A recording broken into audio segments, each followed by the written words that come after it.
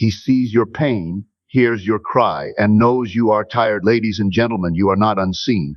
The very one within you, the great I am that you whisper when you say, I am tired, I am hurting, I am lost. That one knows. He sees your pain, hears your cry, and feels the weight you carry. But let me remind you, the same presence that registers your despair is the very presence that can lift it. Pain is recognized, but not permanent. When you look at your life and see the many moments of struggle, the sharp edges of loss, the shadows of disappointment, it is easy to believe that pain is your identity, that suffering is your destiny. But pain is only an experience, and like every experience, it passes. Pain is never the truth of who you are. It may appear real to the senses, it may weigh on the mind, it may even shake the body. But pain itself is only a condition of awareness, a temporary state, never the eternal essence. The one who is within you acknowledges it, for nothing that you feel is ever ignored. Every ache of the heart, every restless night, every tear that falls is fully seen by the presence that animates you. That presence does not look away. It does not judge you for feeling pain. It registers what you feel because it is the same presence that feels through you. Yet it does not mistake the feeling for the truth of your being. Pain is recognized, but it is not claimed as your eternal state. The difficulty for most lies in the habit of giving pain permanence in imagination. The body feels the ache, the mind recalls the hurt, and then imagination rehearses it, repeats it, and extends it. The memory of yesterday's pain is carried into today, and the anticipation of tomorrow's pain is projected ahead. In this way, pain seems endless, but it is only the self using its greatest gift, imagination, against itself. When you stop feeding it with repetition, when you withdraw the energy of attention, the state must dissolve. Even now, the pain you may feel is not fixed in the universe. It is not etched in stone. It is as fleeting as the clouds that pass across the sky.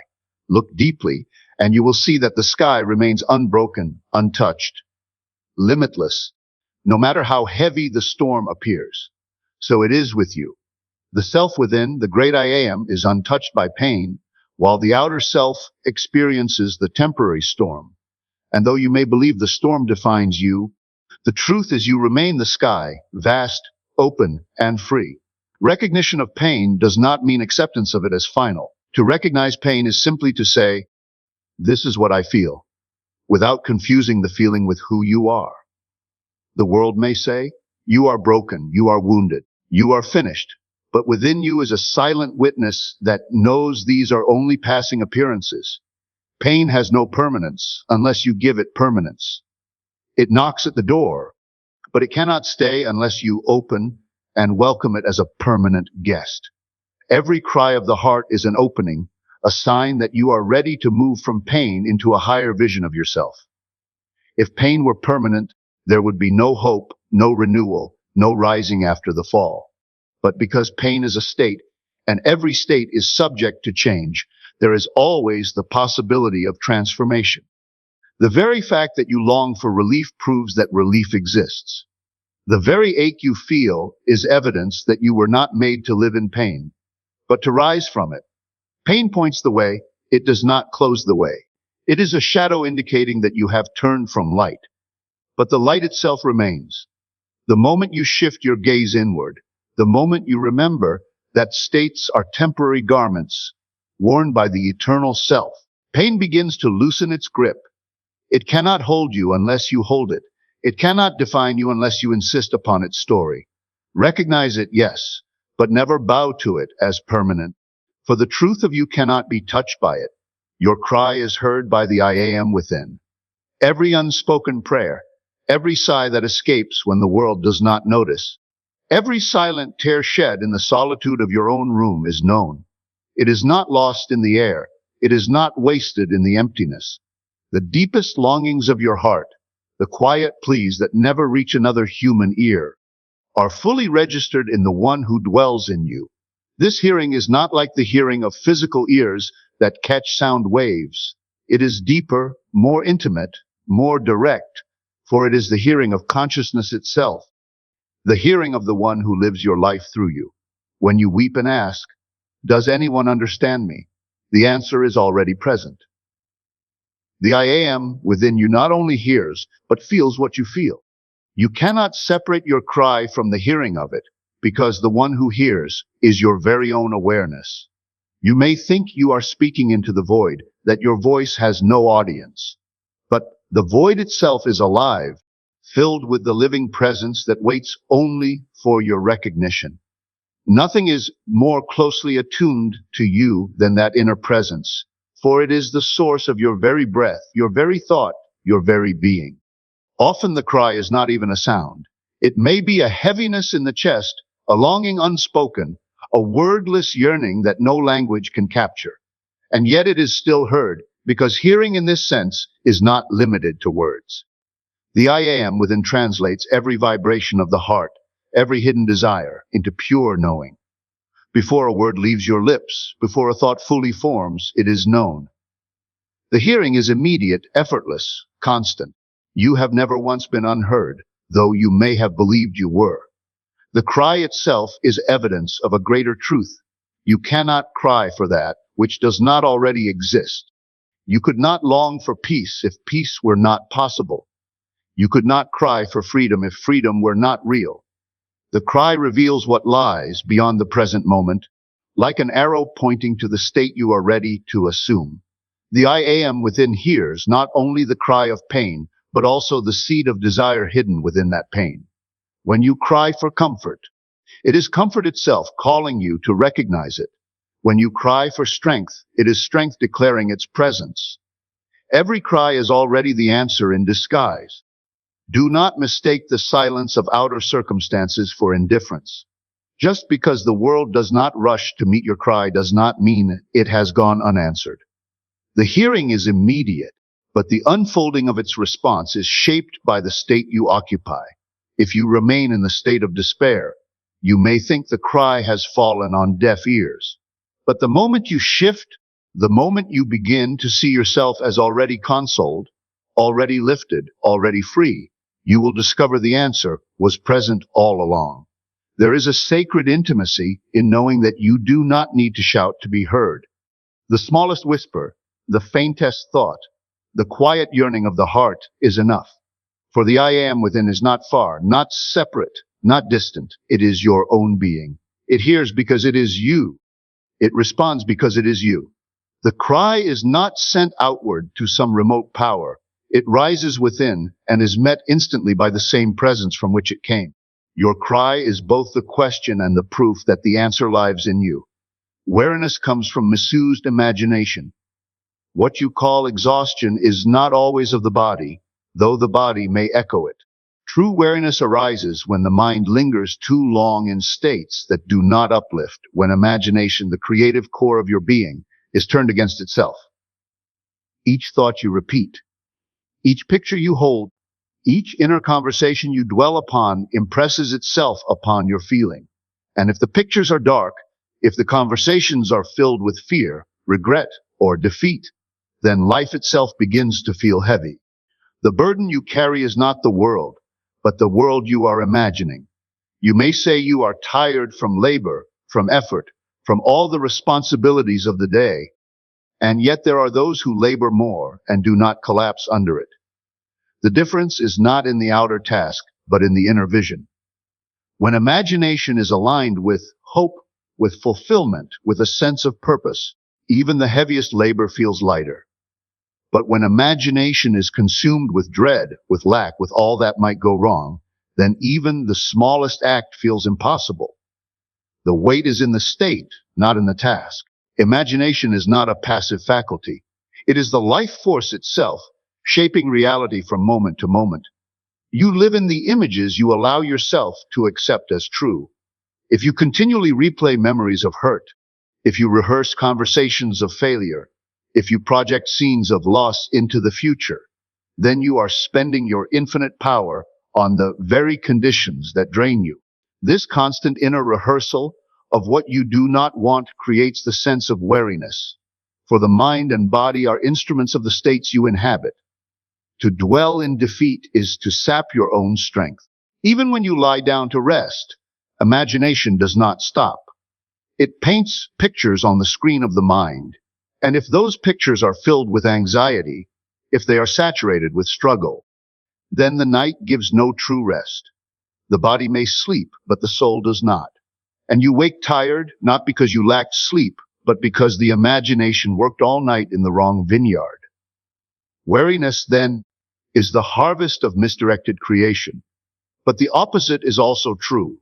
When imagination is placed on what uplifts, when you rehearse joy instead of sorrow, when you see yourself already free rather than bound, strength begins to flow again.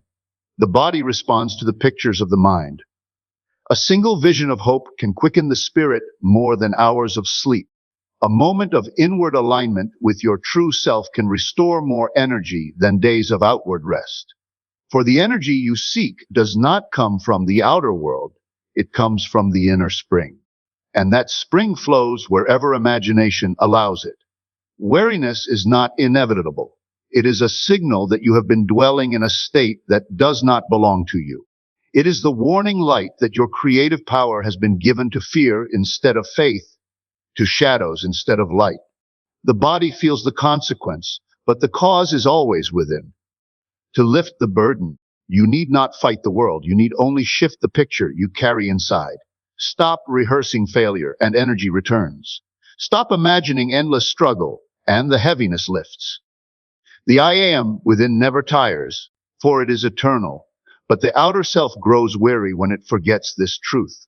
Weariness is imagination in chains, and the key is always in your hand. Rest is found in assuming a higher state.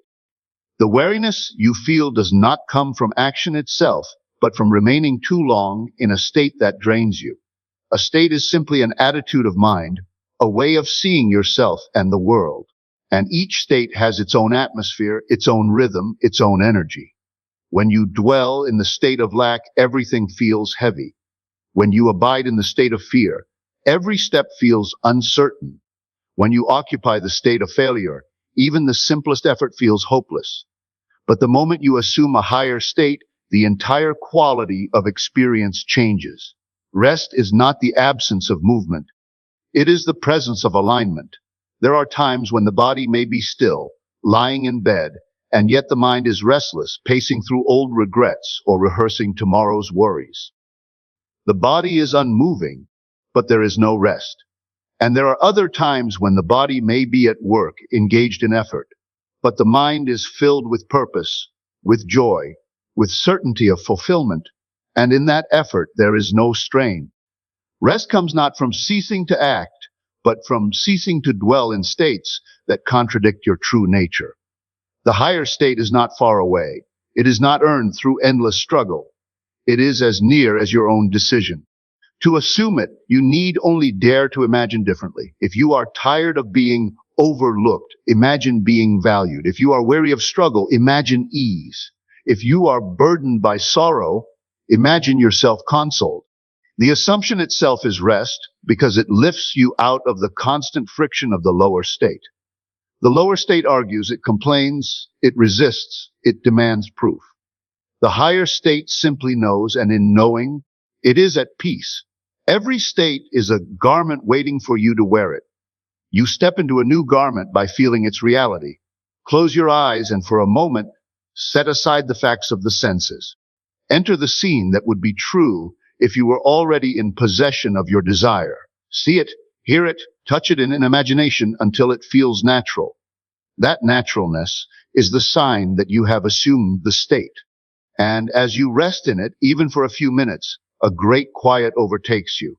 The outer world has not changed yet, but you have changed, and that change is the beginning of renewal.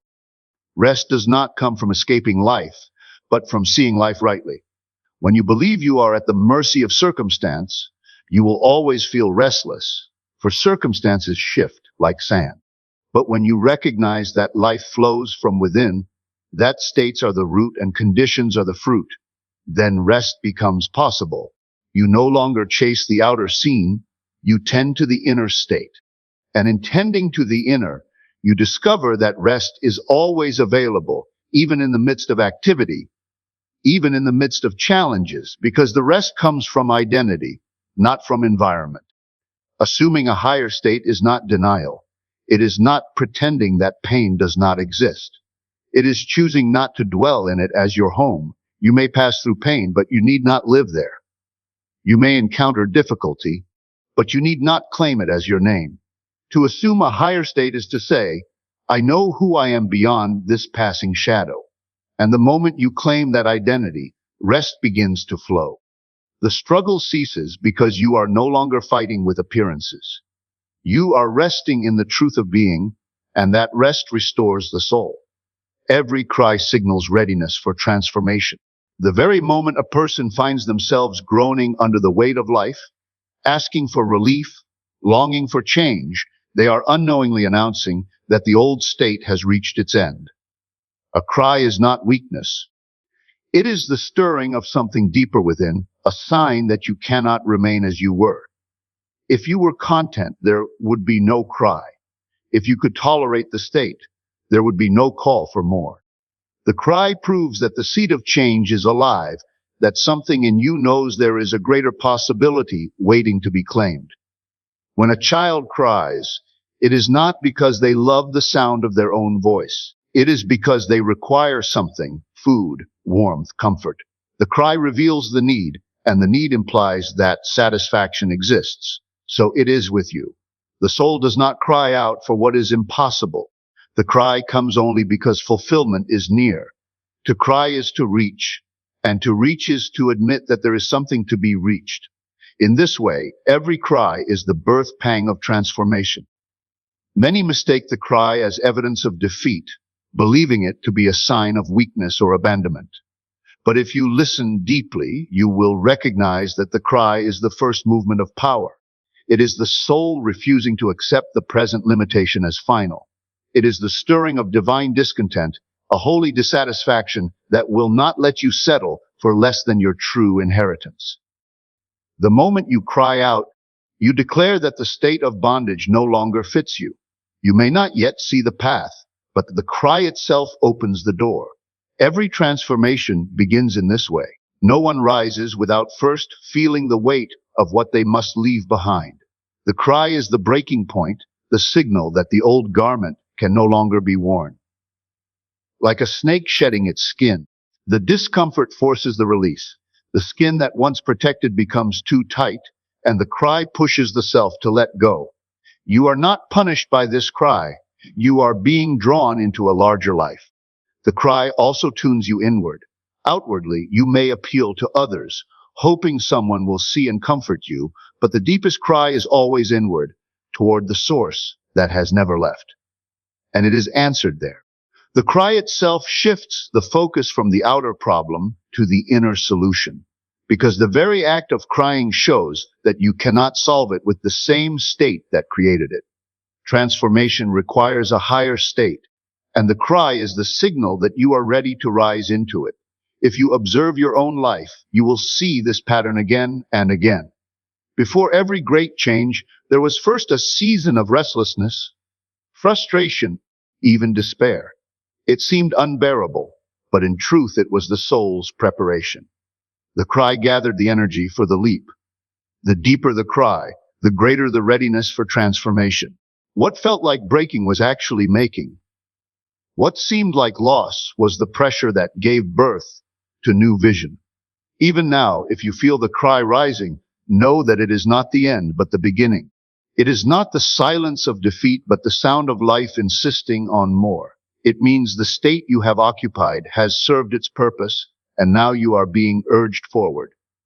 The cry is not against you, it is for you. It does not prove weakness, it proves growth. It does not prove abandonment, it proves nearness. For only the presence within can hear it, and only the presence within can answer. The cry is the announcement that the old is passing away, and the new is ready to be born. Relief comes from within, not without. The world may tempt you to believe that if circumstances shift, if people treat you differently, if the right door opens, then you will finally be at peace. But no outer change can grant lasting relief, because the outer is only a mirror. To chase the reflection is to remain forever restless. The true source of comfort, the only well that never runs dry, is the inner assumption of who you are.